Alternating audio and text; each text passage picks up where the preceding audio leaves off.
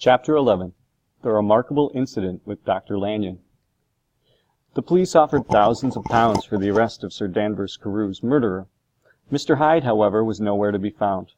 It was as if he'd dropped off the face of the earth. Not one person had caught even a glimpse of him since the night of the terrible murder. Hyde was certainly the talk of the city, though.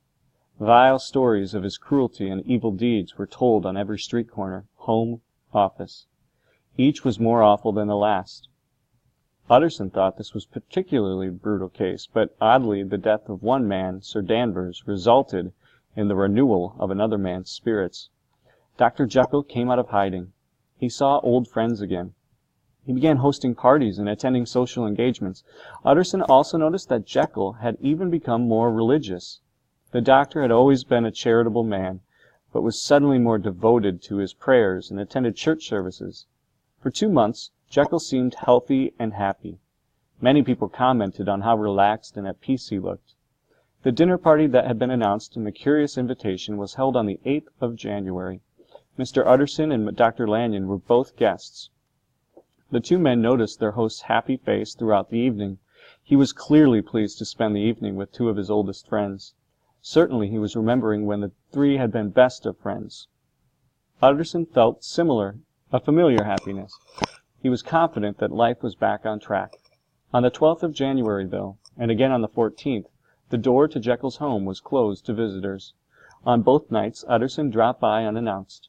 Poole told him that the doctor wished to see no one. When he was rejected again on the 15th, Utterson began to worry. Jekyll was falling back into his old pattern of hiding.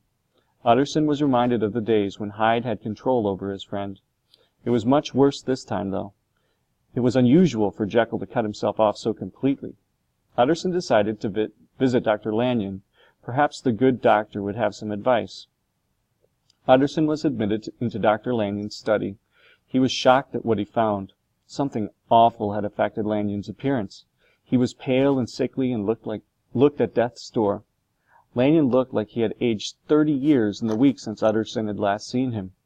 "My word, Lanyon," Utterson said as he stepped closer to his friend. He knelt beside the doctor's chair and took his hand. Utterson came here on a mission to save one friend. It shocked him to think he might have to worry about saving two. Whatever could be wrong? Where did the sickness come from? Lanyon shook his head. "No," he said, "I'm not ill. I've received a terrible shock. It will be my end, though. My days are numbered." "Jekyll is ill, too. Have you seen him?" Utterson asked. Lanyon's face changed and held up a trembling hand. "I wish to see or hear no more of Dr. Jekyll," he said in a loud, unsteady voice. "I am quite done with him. He is dead to me now." "Tut, tut," said Mr. Utterson after considerable pause. The lawyer asked if he could do anything. "We are 3 old friends," Utterson pleaded. "One can never replace an old friend." "Nothing can be done," returned Lanyon. "Ask him yourself if you need further understanding." "He will not see me." "I'm not surprised," Lanyon said. "Some day, Utterson, after I am dead, you may come to understand the story. I cannot tell you. It's far too upsetting. In the meantime, if you would like to sit and talk about other subjects, then I would love for you to stay. If you insist on discussing the case of Dr. Jekyll, then I must ask you to leave immediately." Utterson stayed with his friend. They talked of old times and friends in common, everyone except Dr. Jekyll. After a few hours, the lawyer said goodbye and left his friend alone.